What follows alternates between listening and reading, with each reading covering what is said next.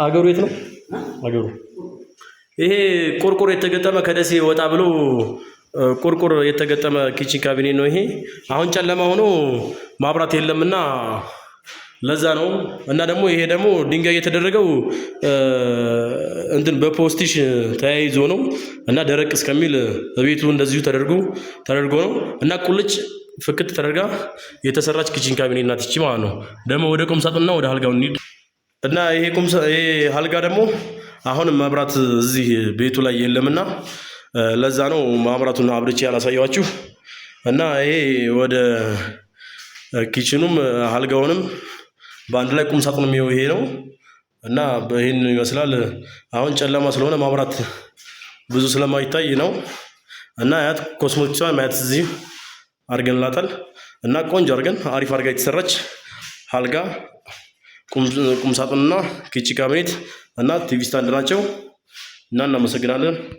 ሰላም አለይኩም ወራህመቱላሂ ወበረካቱ። ጀማው እንዴት ናችሁ? ደህና ናችሁ ወይ? አልሐምዱሊላህ እኔ በጣም ደህና ነኝ።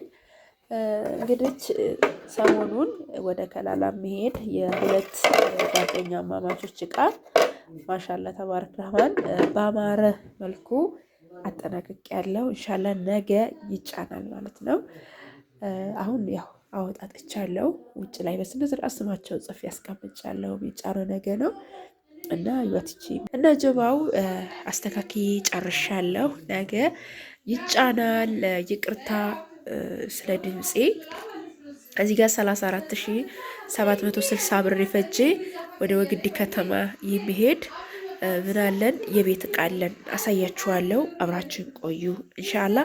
የቤት ዕቃም ትንሽም ደግሞ አስቤዛ አለ ማለት ነው። ከቃስ ጀምርላችሁ እዚህ ጋር የምታዋት ፓርቲሽን ባለ ሁለት ናት። ዋጋዋ 850 ብር ነው። 3700 ብር ደግሞ ይሄ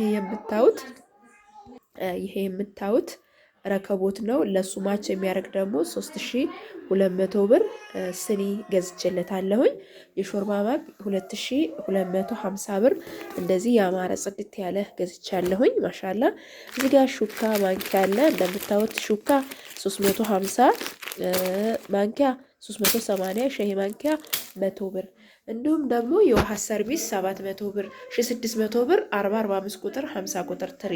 እንደገና ደግሞ የማይካ የቁርጥ ሳህን አለ በኳሊቲው 1680 ብር ይመጣል በ140 ብር ሂሳብ ማሻአላ። እዚህ ጋር ደግሞ 900 ብር የሻይ ብራድ 1 ሊትር 1000 ብር 1 ደርዘን የሻይ ብርጭቆ እሷንም ላሳያችሁ ወዳለሁ እንደምታምር ማለት ነው። ይቺ ነች ማሻአላ።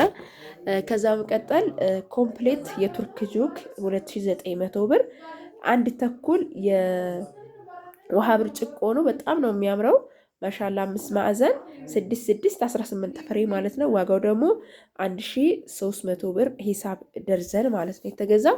እዚህ ጋር 1 ሊትር የሻይ ፔርሙስ አለች አሳያችኋለሁ።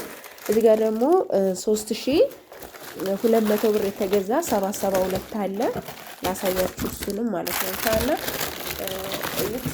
ማሻአላ እንዴት እንደሚያምር አያችሁታ። ይሄን ይመስላል። ከዛ ፔርሙሷንም ላሳያችሁ እንደዛ ፈትቼ ከለሯን እንዴት እንደምታምር ማለት ነው። ማሻአላ ናት። ከለሯ ወደ ክሬም ነገር የሄደች ነች።